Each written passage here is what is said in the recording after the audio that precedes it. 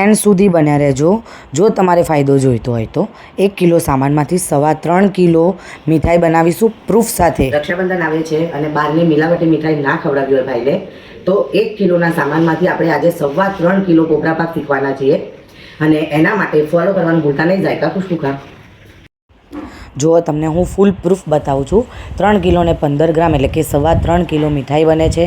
Silver foil paper use નથી કર્યું છતાં પણ તમે જોઈ શકો છો એકદમ એટ્રેક્ટિવ દેખાય છે. શરૂ કરીએ છીએ. ઘી લઈશું 1 ટેબલ સ્પૂન જેટલું. એના અંદર કોપરાનું બૂરું રેસિકેટેડ કોકોનટ 600 ગ્રામ જેટલું નાખીશું. હલાવીશું ને તરત જ 1 લીટર ફૂલ ફેટ દૂધ નાખવાનું છે. 2 બાઉલ ખાંડ અને 200 ગ્રામ જેટલો મિલ્ક પાવડર એના અંદર એડ કરવાનો છે. થોડું વધુ ગરમ થાય એટલે એના અંદર 500 ગ્રામ મેં માવો યુઝ કર્યો છે. મેં ગળ્યો માવો યુઝ કર્યો છે.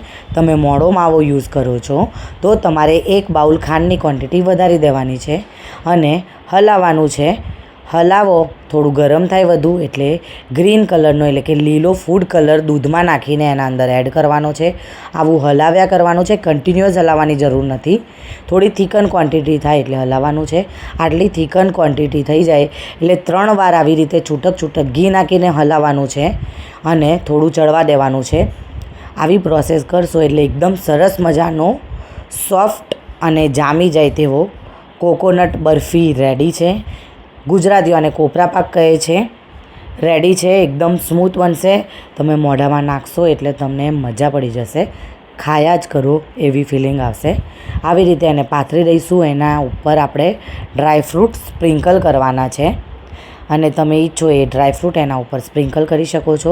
વધુ એટ્રેક્ટિવ દેખાવા માટે મેં અહીંયા કેસરના તાંતણા દૂધમાં પહેલેથી પલાળી દીધા હતા અને એ છૂટા નાખી દીધા છે અને નેક્સ્ટ ડે એટલે કે બીજા દિવસે આપણે એને કટ કરવાનું છે. બીજા દિવસે કટ કરીને તમે એને એન્જોય કરી શકો છો. મારી ગેરંટી છે તમે બહારની મીઠાઈ નહીં લાવશો જો આને જ તમે ખાશો તો. Enjoy and celebrate your Rakshabandhan.